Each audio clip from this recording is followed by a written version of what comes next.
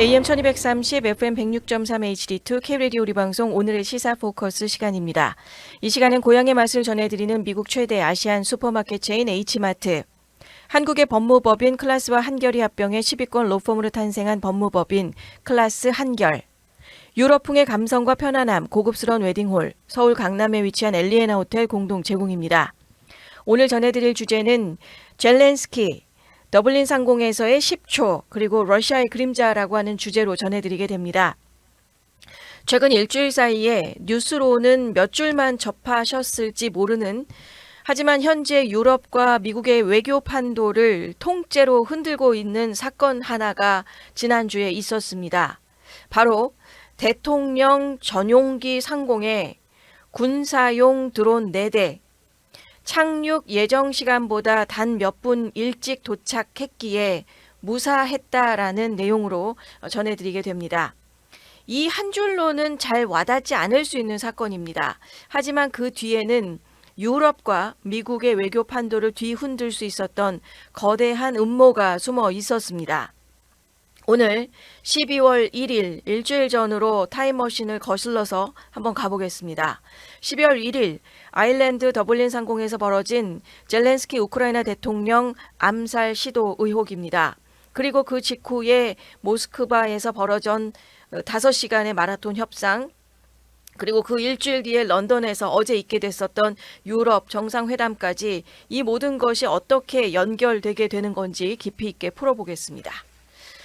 12월 1일 더블린 상공의 그림자가 드리웁니다. 아일랜드의 수도가 되고 있고요. 젤렌스키 대통령의 전용기가 더블린 국제공항으로 접근하고 있었습니다. 이날의 회담은 매우 중요했던 게 미국의 위트코프 특사를 만나기 위한 자리였고 목적은 명확했습니다. 우크라이나의 입장을 미국과 조율을 하고 그 내용을 가지고 위트코프 특사가 모스크바로 직행을 해서 푸틴을 만나기 위해서 푸틴과 모스크바에서 미팅이 있기 전에 젤렌스키 대통령과 위트코프 특사가 만나는 자리가 아일랜드였었다는 거죠. 즉 이날 더블린의 회담은 러시아와의 협상 직전에 마지막 준비 미팅이 되는 시간이었습니다. 그런데 젤렌스키가 위트코프를 만나기도 전에 착륙 직전 바로 그 순간 드론 4대가 동시에 공항 상공에 나타났습니다. 아일랜드의 언론 보도에 따르면 이 드론들이 취미용 드론이 절대 아니었습니다.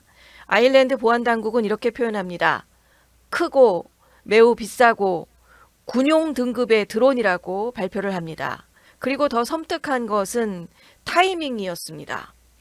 드론들이 젤렌스키 전용기의 착륙 예정 시간에 맞춰서 착륙 경로를 따라 정확히 배치가 되어 있었다는 겁니다. 만약에 이 전용기가 예정된 시간 안에 그대로 착륙을 했었다면 대형 항공기와 군사용 드론이 저고도에서 충돌할 가능성이 매우 높았습니다. 하지만 정말 그야말로 천우신조였습니다. 대통령 전용기가 예정 시간보다 조금 일찍 착륙을 하게 된 것이었습니다. 경호상의 이유로 다른 일반 항공기와 달리 즉시 착륙 허가가 떨어지게 됐었고, 그래서 원래 예정했던 시간보다 10분 먼저 도착을 하게 되었었다고 합니다. 단 이 몇 분이 생명을 구하게 된 것이었죠. 아일랜드 정부가 즉각 이 사건을 우크라이나 대통령의 암살을 노린 하이브리드 공격으로 규정을 하게 됩니다. 단순한 드론 사고가 아니고 명백한 암살 시도였다라는 것을 아일랜드는 보고 있었던 것이죠. 그러니까 젤렌스키가 위트코프 특사를 만나기도 전에 착륙 직전에 제거를 하려고 했다는 것, 이게 무엇을 의미하는 걸까요? 회담 자체를 원천적으로 무산시키려고 하는 의도라고 우리가 해석해 볼 수 있는 대목이 됩니다. 그렇다면 여기서 우리가 물어야 될 질문은 왜 하필 그날이었을까? 그리고 더 섬뜩한 질문은 누가 젤렌스키가 더블린에 온다는 걸 미리 알았을까입니다. 많은 분들이 의아해 하실 겁니다. 아일랜드라고 한다면 일단 나토 회원국이고 이 나토 한복판에서 아일랜드의 대통령 전용기를 향한 드론을 어떻게 아일랜드에서 아무도 못 막았냐라고 퀘스천을 주실 수가 있습니다. 근데 첫째, 아일랜드는 전통적으로 유럽의 다른 나라에 비해서 군사력이 좀 약한 나라고, 또 나토의 회원국이긴 하지만 방공력이라는 것의 상당 부분을 나토에 의지하고 있는 거죠. 아일랜드 자체적인 준비라기보다는 나토 차원에서 의존을 하고 있고, 상당 부분 영국과 또 프랑스에 의존을 해오고 있는 게 아일랜드가 되고 있습니다. 그리고 두 번째, 아일랜드는 해군이 배치해 놓은 초계함이 드론을 요격하는 능력이 아예 없다고 알려지게 됐습니다. 12.7mm의 중기관총이 전부인 게 아일랜드가 지금 배치해 놓고 있었던 초계함이고, 또 셋째, 공항에서 가동하던 드론인 제머도 이 드론들에게는 효과가 없었다는 겁니다. 군사용 드론은 신호 교란의 내성이 있고 GPS 항법 기능까지 갖춰 있기 때문에 이것을 그 항공사 안에서, 그 공항 안에서 있는 제머가 이 드론을 감지할 수가 없는 상황이었다는 거죠. 그리고 네 번째, 프랑스 해군의 방공 호위함조차 탐지가 불가능했었다는 겁니다. 이 함정의 레이더가 전투기나 미사일처럼 고고도의 위협을 잡도록 설계가 되어 있어서 저고도로 접근하게 되는 드론에 대해서는 사각지대였었던 것이죠.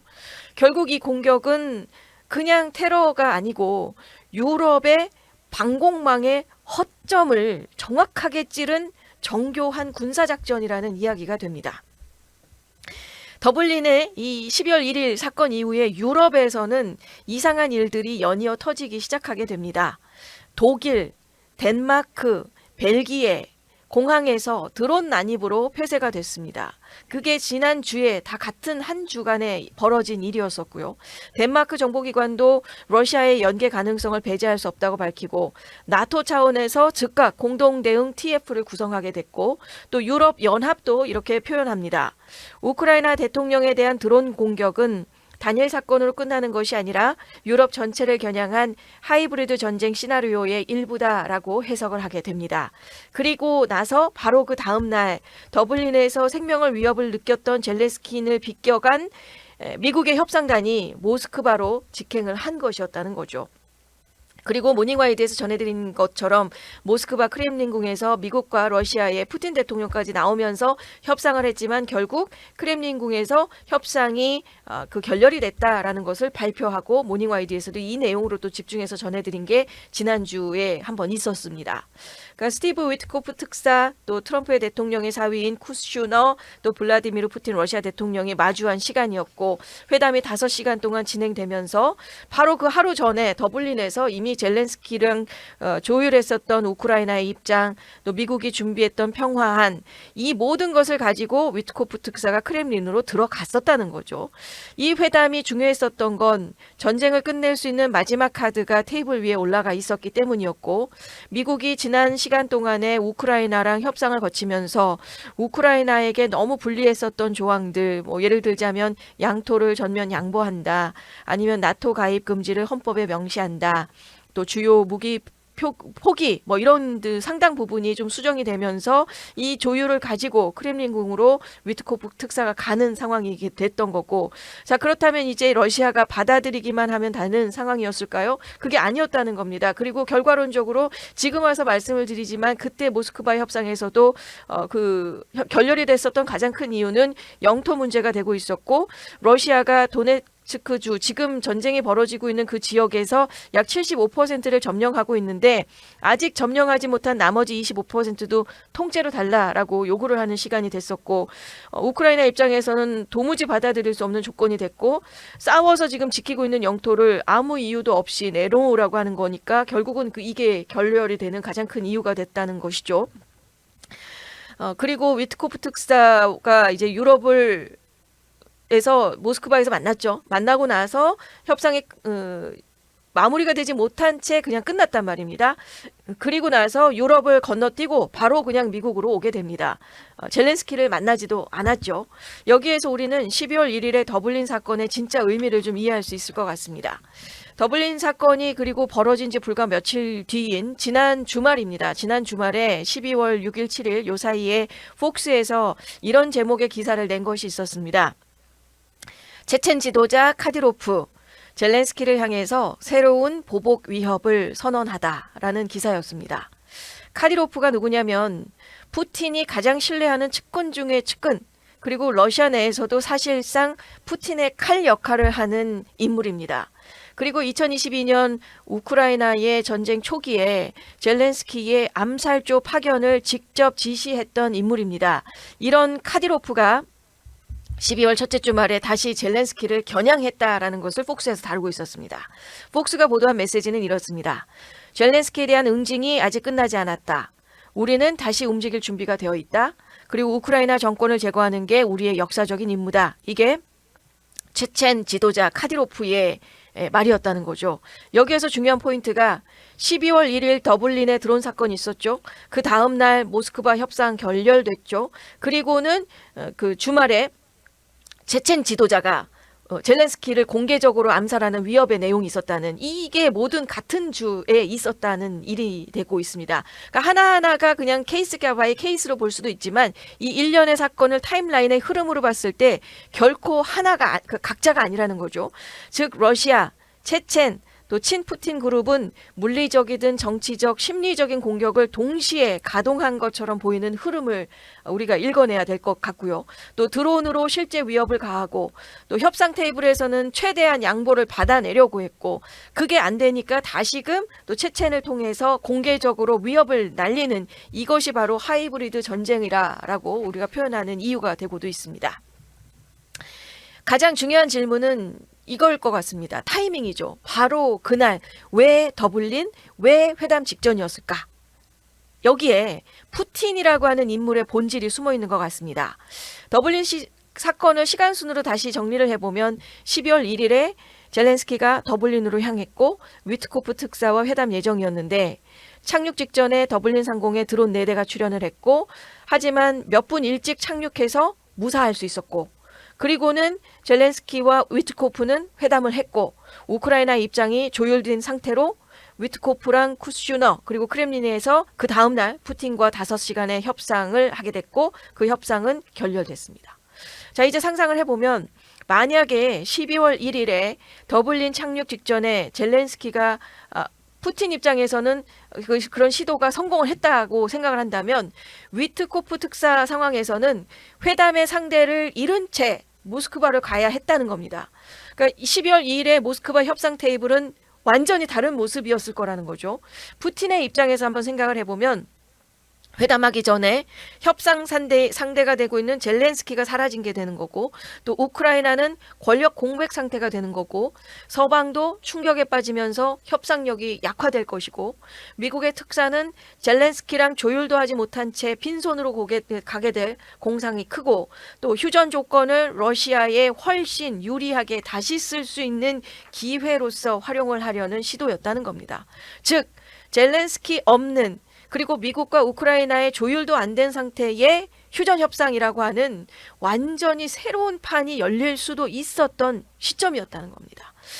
그리고 실제로 푸틴은 협상 테이블에서 아직까지 점령하지도 못했던 도네츠크 지역까지 통째로 달라 요구하며 그 협상을 거부를 했다는 겁니다. 이게 푸틴이고, 또 협상 테이블에 앉지만 협상할 생각이 없었다는 겁니다. 오히려 더 많은 것을 요구하고, 그리고 그 전날 실제 회담 자체를 아예 없애버리려 했던 시도도 있었다는 것이죠. 전문가들은 이렇게 표현합니다. 시간, 장소, 상황 그 어느 하나 우연으로 보기 어렵다. 더블린에서의 암살 시도는 단순한 킬링이 아니고 협상 프로세스 자체를 무너뜨리려는 전략적인 제거의 시도였다라고 해석을 하고 있는 부분입니다. 그리고 푸틴은 이렇게 생각했을 겁니다. 회담 전에 젤렌스키를 제거를 하면 미국과 우크라이나 입장 조율 자체가 불가능해지고 위트코프가 빈손으로 모스크바에 올 수밖에 없을 것이고, 본인으로서는 훨씬 유리한 위치에서 협상을 시작할 수 있다. 하지만 그 계획이 단 몇 분의 차이로 실패를 한 것이었죠. 그리고는 일주일 뒤 젤렌스키는 살아서 유럽 전체의 지지를 등에 업고 협상 테이블로 돌아왔습니다. 그리고 어제 런던에서의 협상 발표가 좀 있었던 부분이죠. 어제 영국 런던입니다. 젤렌스키 대통령이 영국 총리 또 프랑스 대통령 독일 총리와 회담을 가지게 됩니다. 그리고는 브뤼셀로 이동을 해서 나토 사무총장 또 EU 집행위원장까지 만나는 동선이 있었습니다. 그리고 비행기 안에서 기자들에게 단호하게 말합니다. 우크라이나는 어떤 것도 포기하고 싶지 않다. 바로 그것이 우리가 싸우고 있는 이유고 우크라이나의 법과 헌법, 국제법, 도덕 어디에도 우리가 영토를 양보할 법적인 권리가 없다라고 이야기를 합니다. 그리고 이렇게 덧붙입니다.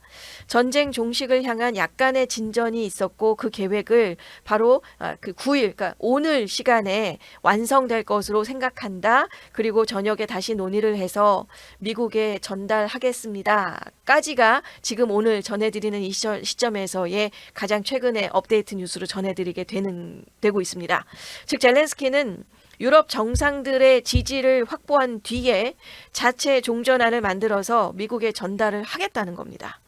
그리고 유럽 정상들은 한 목소리를 냈습니다. 우크라이나의 정의롭고 지속 가능한 평화가 필요하고 러시아의 추가 침략에 대한 그 강력한 안보 보장이 포함돼야 된다. 그리고 영국의 스타머 총리도 평화 협상의 매우 중요한 단계라고 말을 했고 메르츠 총리도 미국 측의 문서 일부의 세부적인 내용에 아주 회의적이고 이게 우리 모두에게 결정적인 순간이 될 수 있고 우크라이나의 운명이 곧 유럽의 운명이다라고 강조하고 있었습니다.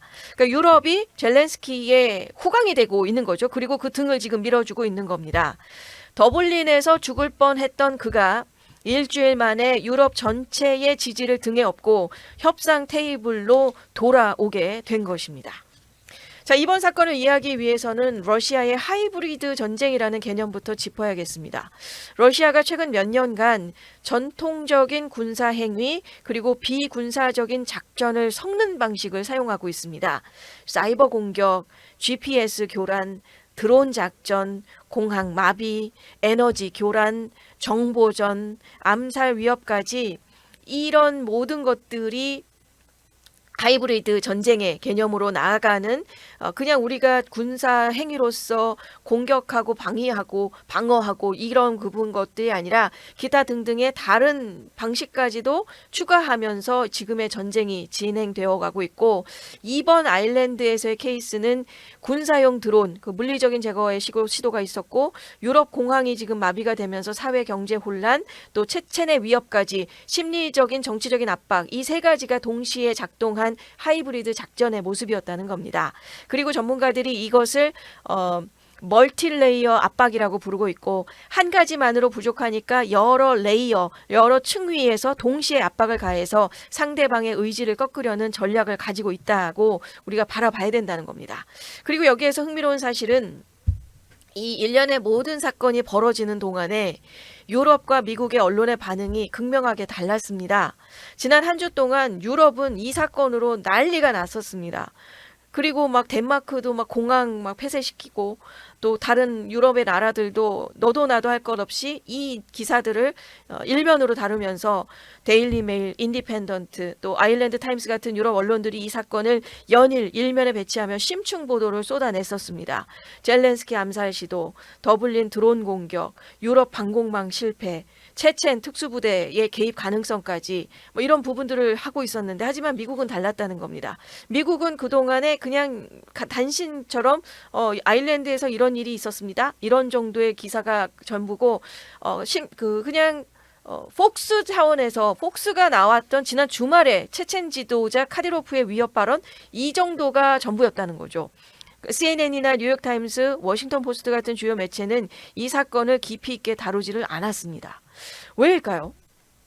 미국의 일단 뉴스의 우선순위 문제에서 뒤로 밀린 부분, 미국 내의 이슈만으로도 뉴스 공간이 포화 상태였다는 것도 우리가 생각해 볼 수 있겠고 유럽은 지금 우크라이나 전쟁이 우크라이나의 일뿐 아니고 사실상 유럽 안보의 문제가 되고 있다 보니까 나토 회원국들은 러시아와 국경을 맞대고 있거나 불과 몇 시간 거리에 있고, 하지만 미국에서는 대서양 건너편의 일이 되다 보니까 여기에서의 중요도가 좀 달라졌다는 거죠. 그리고 두 번째, 카디로프, 그 체첸이나 카디로프라는 이름 자체가 미국의 대중에게는 좀 낯설다는 겁니다.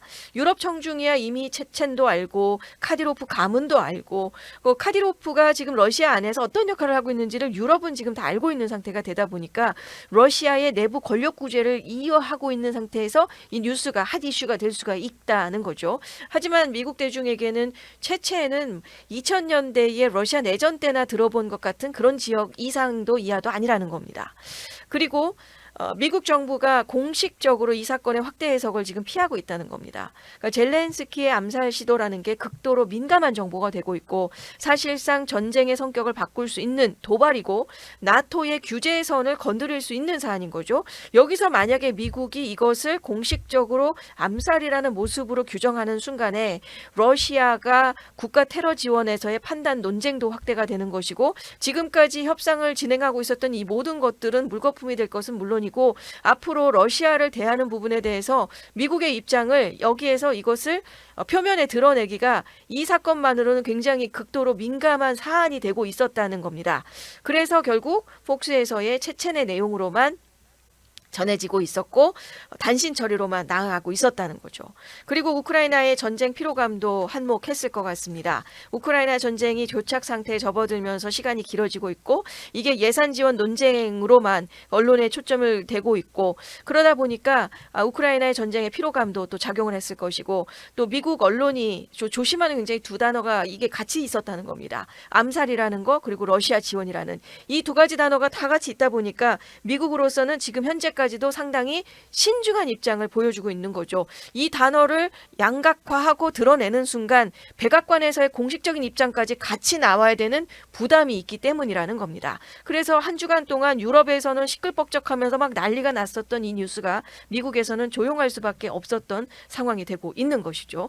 결국 이게 의미하는 것은 미국이 이렇게 조용하는 동안에 젤렌스키가 유럽의 후광을 입었다는 겁니다. 그래서 미국이 소극적으로 나가고 있던 한 주간에 유럽이 이 사건을 전면에 내세우면서 젤렌스키 지지하고, 어제의 런던 회담이 그 결과물이었던 것이죠. 유럽 정상들이 또 한 목소리로 말하고, 우크라이나의 정의롭고 지속 가능한 평화, 또 강력한 안보 보장, 우크라이나의 일은 우리의 일이다, 이렇게 지금 유럽은 나오고 있다는 겁니다. 그러니까 미국의 침묵과 유럽의 목소리, 이 대조가 오히려 젤렌스키라는 사람, 우크라이나 입장에서는 그 협상력에 힘을 더 실어준 셈이 되었다는 겁니다.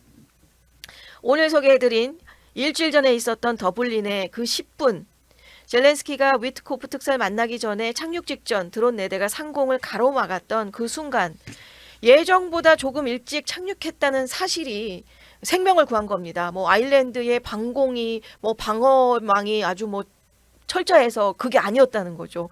그야말로 하늘이 도운 천우신조였습니다. 그 직후에 유럽 전역에서 벌어진 드론 난입 사건들, 또 모스크바에서의 5시간의 협상 결렬도, 또 그리고 그 사흘 뒤에 체첸 지도자의 카디로프 공개적인 암살 위협, 그리고 일주일 뒤에 런던에서의 유럽의 지지를 등에 업고 돌아온 젤렌스키까지, 이 모든 게 서로 다른 국가, 또 다른 기구, 다른 전선에서 케이스 바이 케이스로 각자의 벌어진 일 같지만 같은 그림자 안에서 움직이는 퍼즐 조각처럼 보이고 있습니다. 그래서 향후에 젤렌스키가 유럽과 함께 만드는 그 자체 종전안, 오늘 이제 나올 예정으로 되어 있죠. 그렇게 종전안이 나오고 나면 이것을 또 미국에 전달할 예정이라고 알려지고 있습니다. 그리고 러시아는 지금 도네츠크 미 점령 지역까지 통째로 달라고 요구하고 있고, 우크라이나는 단 한 치의 영토도 양보할 수 없다는 입장이고, 여기에 유럽은 젤렌스키를 더 지지하면서 나서고 있고, 더블린 상공의 그 10분이 지금 유럽과 미국의 외교 판도를 어떻게 바꾸고 있었는지를, 그리고 또 앞으로도 계속해서 지켜봐야 될 필요가 있다는 점을 강조해 드리면서 오늘의 시사 포커스 여기서 마치겠습니다. 고향의 맛을 전해드리는 미국 최대 아시안 슈퍼마켓 체인 H마트, 한국의 법무법인 클라스와 한결이 합병해 10위권 로펌으로 탄생한 법무법인 클라스 한결, 유럽풍의 감성과 편안함, 고급스러운 웨딩홀, 서울 강남에 위치한 엘리에나 호텔 공동 제공이었습니다. 오늘의 시사 포커스를 시청해 주셔서 감사합니다. 최근 시사 소식을 더 자세하게 알고 싶으시면 구독과 좋아요, 알림 설정을 꼭 눌러주세요.